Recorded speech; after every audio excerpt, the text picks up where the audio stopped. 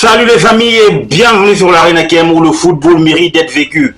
Je suis très heureux de vous retrouver. La RDC a fait carton plein. J'étais pas avec vous lors des deux débriefs précédents, mais je me suis dit il faut quand même se rattraper à l'idée d'être toujours en contact direct avec vous. Bien avant que je ne puisse développer cette vidéo, commence par t'abonner, liker et partager la chaîne car c'est l'heure du petit bilan. Le bilan est ultra positif, mais on va développer les points essentiels de ces deux rencontres pour voir où on en est. Mais le plus important, c'est que on est sur une très bonne dynamique. Let's go pour le débrief.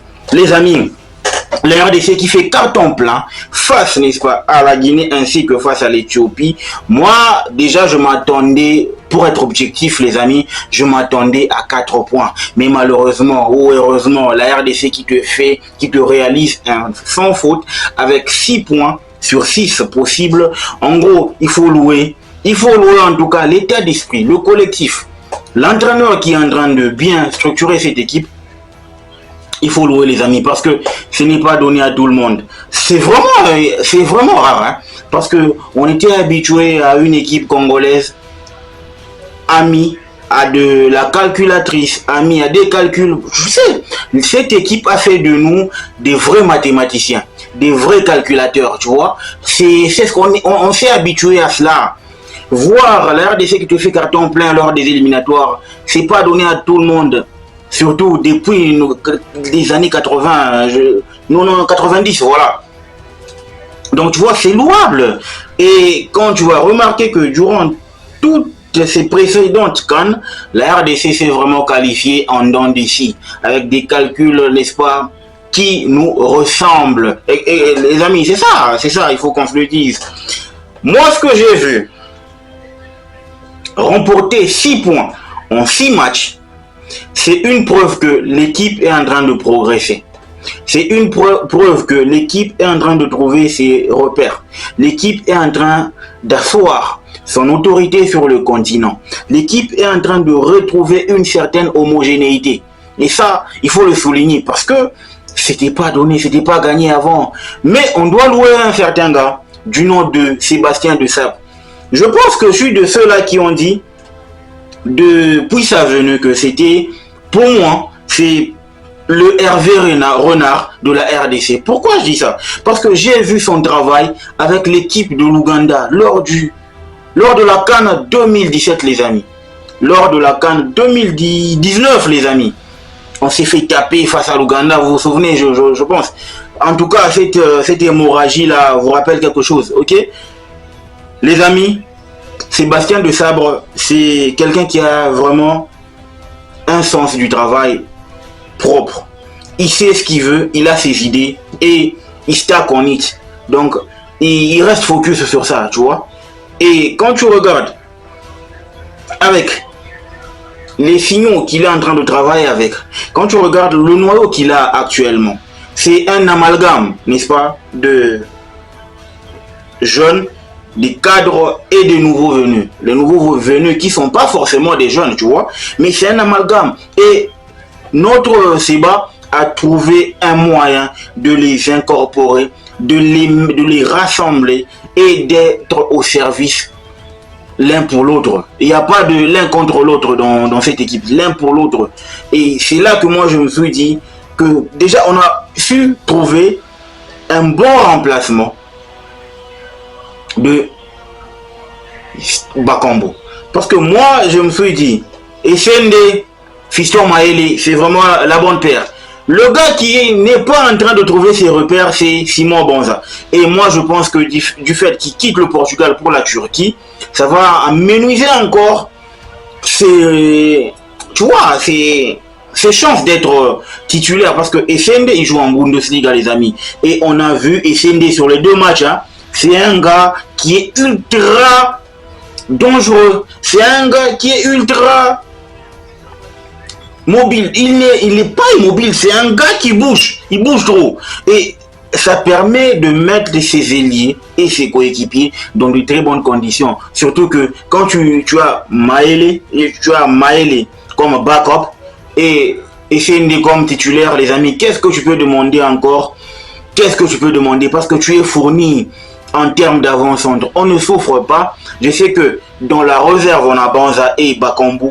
Et tu as comme attaquant de premier plan Essende qui te joue comme étant titulaire avec Augsbourg.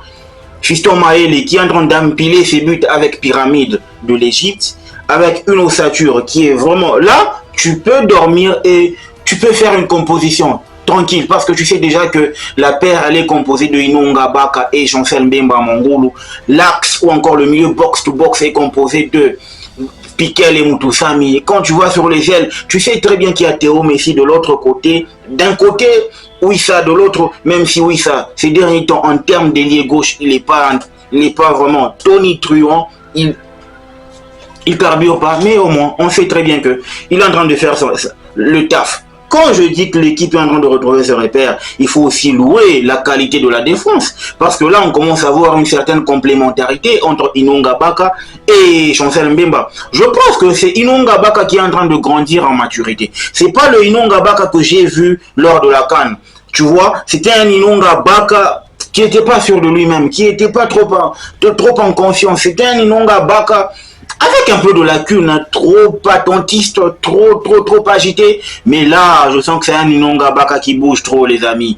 Qui donne un peu de sécurité et la relance qu'il est en train de faire. Je sais pas, l'école à Simba et Phare de Rabat au Maroc, c'est vraiment deux mondes différents. Hein. Je sens que la qualité de relance de Inonga Baka est en train de grandir. Malheureusement, c'est un gars qui est en train de grandir aussi. Si je ne m'abuse, il doit avoir 28 ans. Si pas 28, 30 ans. Mais bon, moi je suis en train de louer ses qualités. Rien à voir avec la polémique sur son âge, mais je loue seulement ses qualités. Il est en train de grandir et quand on l'associe à Chancel Mbemba Mangulu, il y a une certaine complémentarité. Le gars qui va payer les frais, c'est Rocky Bouchiri et je pense que Dylan Batubinsika est en train aussi de payer les frais parce que là, on est en train de parler d'un Inonga Baka ultra mature, les amis. Tu joues aux côtés de Chancel Mbemba Mangulu.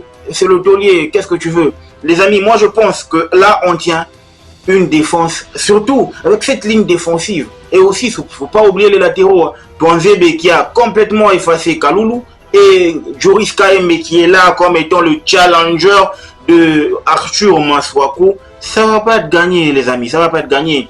Ce qui est évident, c'est que la concurrence, elle est bonne pour le bon épanouissement, encore la qualité du groupe. Et elle est bonne pour élever le niveau de chaque joueur à son poste. Et là, moi, je pense que 2 matchs, 0 but encaissé. Donc, ça veut dire que 2 matchs, 2 clean sheets avec un Bwana Dimitri, qui est en train d'assurer, n'est-ce pas, qui est en train d'assurer, même si il ne joue pas avec Montpellier, au moins ça va lui redonner de la confiance. Il va jouer, c'est sûr, mais ça va prendre du temps avec Montpellier, étant donné qu'il y a Omelin, je pense. Mais je pense que le plus important, c'est que il faut souligner que l'assise défensive commence à être stable et on commence à avoir des résultats avec 2 bons gars qui te relancent, Chancel Mbemba et Inonga Baka, de la complémentarité, plus de dynamisme des latéraux. Moi, je pense que là, on tient une ligne défensive qui répond aux attentes des fans, les amis, les amis, un mental d'acier. Aujourd'hui, tu as un gars, tu as la RDC qui est capable d'aller gagner à l'extérieur. Ça faisait longtemps qu'on a vu ça. Ça faisait longtemps qu'on a vu une équipe congolaise qui va remporter un match à l'extérieur avec du caractère, les amis. Avec, n'est-ce pas, de la réponse, surtout en deuxième mi-temps. Moi, je pense que la RDC, depuis que Sébastien Desabre est à la tête de cette équipe, je pense que la deuxième mi-temps a toujours été mieux. Pour moi, je dis ça, parce que la première mi-temps, on a tendance à ne pas trop contrôler. Et en deuxième période, on rectifie toujours les tirs. C'est pour ça que moi je me dis, la deuxième période de la sélection congolaise a toujours été efficace. Et on l'a vu face à l'Éthiopie, c'était toujours top. Et on l'a vu qu'on a commencé à avoir une certaine assise, une certaine maîtrise du jeu. Ça c'est important, il faut le souligner. Un mental de gagneur. Les amis, à partir du moment où on commence à gagner à l'extérieur et à domicile, franchement, du fait qu'on a déjà un grand club au pays qui impose son autorité sur le continent, imaginez-vous les amis, avec une sélection congolaise qui gagne ces genres de matchs, quel message on envoie sur le continent, quel message on essaie d'inculquer aux gens que la RDC elle est là, Team 243, on est là, on revient. Et ça, il faut le souligner. C'est une mentalité de gagneur. On est en train de nous imposer cela. On n'était pas habitué, mais il va falloir qu'on fasse avec. C'est le plus important. Et on dit que tant que ça gagne, il faut rester focus sur ces genres de mentalité-là. Donc, du coup, moi, je pense que c'est le plus important. Surtout aussi, il ne faut pas oublier la confirmation des talents. Quand tu as des gars comme Ngalael Mukaou, Noah Sadiki, et des gars, Touanzebe c'est un talent, même si c'est pas un latéral ultra percutant, mais il apporte une sérénité dans le couloir. Ce qui veut dire qu'à partir du moment où tu commences à intégrer les Ngalael Mukaou, Noah Sadiki et Doka Embe, tu sens que tu commences à apporter une certaine relève. Et quand tu regardes la manière avec laquelle Noah Sadiki il rentre dans les deux matchs, tu sens que c'est un gars qui n'est pas venu faire le tourisme. C'est un gars qui est venu titiller les grands, mais il doit apprendre à son rythme et pas être pressé. Il va toujours s'intégrer. Ça, c'est le talent, tu vois. Et Doka Embe, depuis qu'il s'est fait changer de poste à Watford, ce n'est plus le Edo KMB qu'on a connu. C'est devenu un Edo KMB virevoltant, tonitruant, qui est transcendant dans les matchs et il marque beaucoup.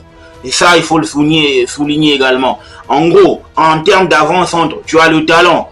Fiston Kalala Maele qui est en confiance depuis qu'il a signé, depuis son transfert aux Young Africans jusqu'à Pyramide. Ce n'est plus le Fiston Kalala Maele qu'on a connu dans le championnat de la RDC, avec club, etc.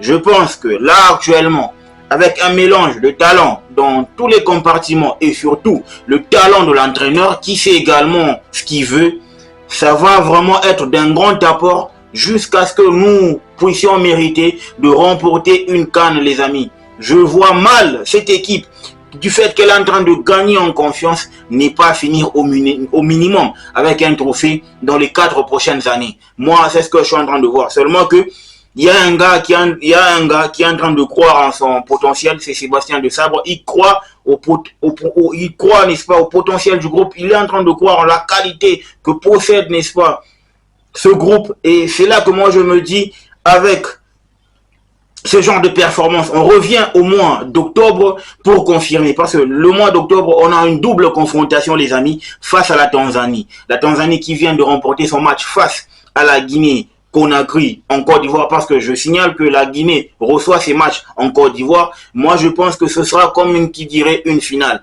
Et moi, je dirais, il faudrait que nous négocions les deux matchs afin d'assurer directement la qualif pour que les deux prochains matchs ou les deux derniers matchs puissent nous permettre de jauger les nouveaux venus avec un peu plus de sérénité. Ça, c'est le plus important. Quand on est qualifié et qu'on teste certains mécanismes, parce qu'on n'a pas trop de temps pour les appliquer, c'est beaucoup plus important et c'est beaucoup plus pragmatique. Les gars, dites-moi ce que vous en pensez en commentaire. Est-ce que vous êtes satisfait du rendement, n'est-ce pas, de cette équipe dans la globalité? Dites-moi ce que vous en pensez en commentaire. N'oubliez pas de vous abonner, de liker et de partager la chaîne. Le football mérite d'être vécu. Ciao!